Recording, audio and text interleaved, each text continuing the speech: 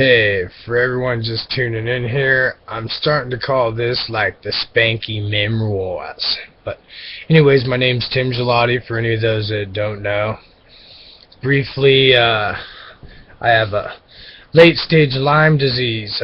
According to Humboldt Neurology, I'm considered terminally ill because I had 9 strokes in 16 days, and because they cannot accept the fact that it was Lyme disease, and they cannot find any other reason, they said that they don't know what I have, so therefore there's no cure. So that's why I'm deemed terminally ill. To me, it's a crock of manure, but, it is what it is. Anyways, that's not why I'm really on here today. A friend of mine, Bud Larson, told me, he's all, you know what, you have a really interesting life, and how you tend to handle things. He said I should really, put it out there because it could be inspiring to other people. And it's kind of funny that my heartache and how I handle my heartache could be an inspiration, but God blesses us in different ways, so here I am just taking a little advice. Where it goes, I have no idea. Well, my story starts, quite a few years ago. We'll start, I'll bounce back and forth periodically as I make these, but for the here and now, this past Wednesday, 12/12/12, I had a orthopedic appointment in UC San Francisco. Excuse me, because of the Lyme disease, I have a local Lyme doctor, and when I have to see other specialists for different parts of my body, because the Lyme has destroyed a lot of my body, I have to go out of the area to get the best medical treatment possible.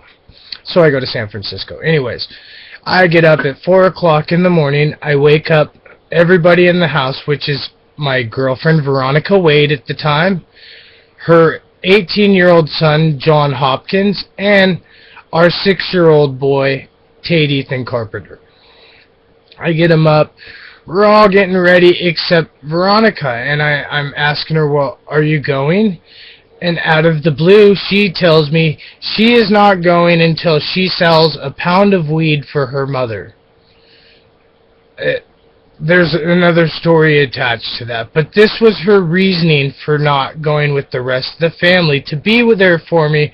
It was a possibility of me going in for surgery, and she decided to stay home and sell a pound of weed for her mother. So the boys and I load up, we go to San Francisco. We have our trip, I see my surgeon, and luckily I only had to have just a cortisone injection in my knee. So that was awesome for me. Okay, on the way back, I start getting text messages from her. First, just like trying to pick fights, but of course, I don't really do the confrontation thing anymore, so it didn't really get too far. Ultimately, she told me she packed her belongings, and her mother came and got her and took her from the property. A little insight about her mom: anytime she's around her mom, she starts to use methamphetamines and sleeping with just about anybody she can, including her own family members. So, that's the kind of person.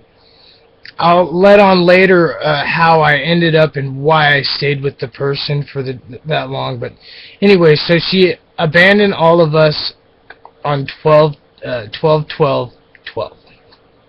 We get home. Her stuff is obviously all gone. She's gone. It's just me and the boys. I go to school the next morning, Pacific Union, where Tate goes to school. He goes to kindergarten there, Mrs. Hash's class.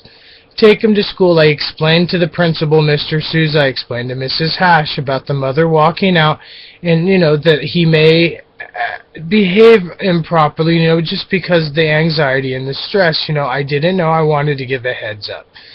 So everything was all cool Friday, Thursday, Friday. Sunday rolls around. I get a phone call from the Humboldt County Sheriff's Department telling me that they're looking for me for kidnapping. And I, briefly told them my story, how she abandoned the family, and so ultimately I had to meet them at the police station, which I promptly did. And her other son, Johnny, that was with us, the 18-year-old, he told the law enforcement that it was Mom that abandoned the children and walked out on the family. But still, the law enforcement took my 6-year-old and gave it to her. And at the time, she looked really bad. just methed out, really skinny, gross. They didn't have a car seat for him. She didn't even have a change of clothes because everything's here at my house. His toys, his blanket, his little stuffed animal sitting right over here that he's had since an infant. I mean, he has never missed a night without his blanket and his baby. But none of that mattered to her, and she ended up with him.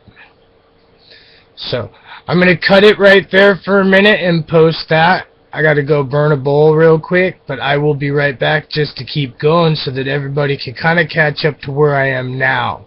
And then I think maybe the excitement starts to come in. I don't know. I'll be right back.